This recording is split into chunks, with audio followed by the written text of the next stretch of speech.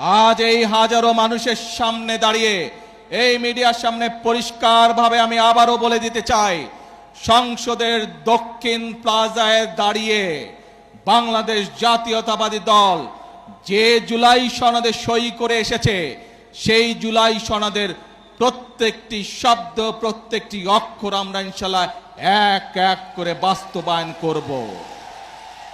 কিন্তু বারবার পরিষ্কারভাবে এই কথা বলে দেওয়ার পরেও আমরা দেখলাম যে কিছু রাজনৈতিক দল সংসদে এবং সংসদের বাইরে জনগণকে বিভ্রান্ত করার জন্য কিছু কথাবার্তা তারা বলা শুরু করেছে।